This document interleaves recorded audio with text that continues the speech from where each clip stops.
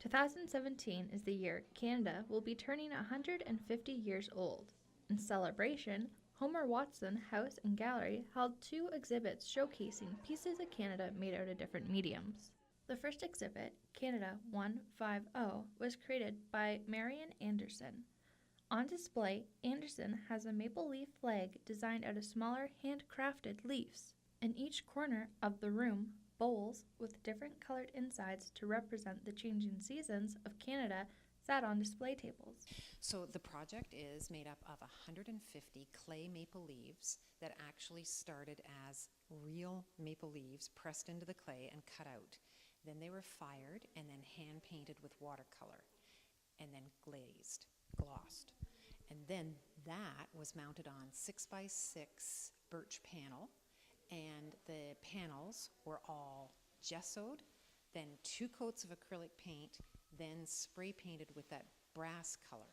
And the color scheme for that entire project was taken from the maple leaf tartan jacket, which is Canada's official tartan from the 1967 centennial year.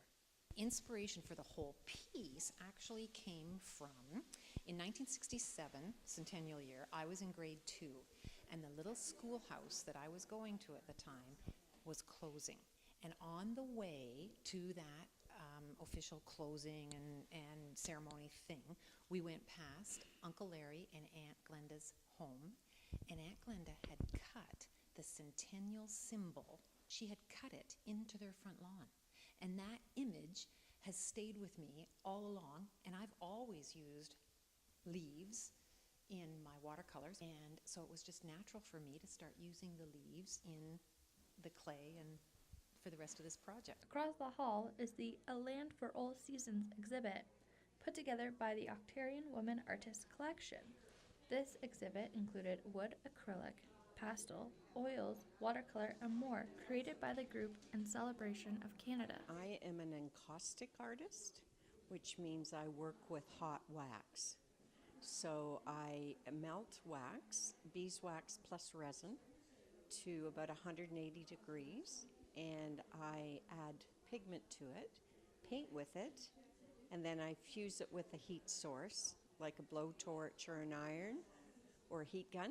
The piece with the wheat, it's probably over a year. I work at it, and then I leave it, and then I come back to it. Canada inspires this artist in many ways. Of incredible beauty and incredible variety.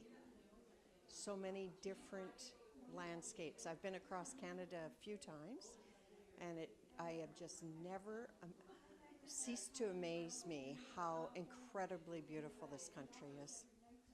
For Spoke News, I'm Megan Witherall.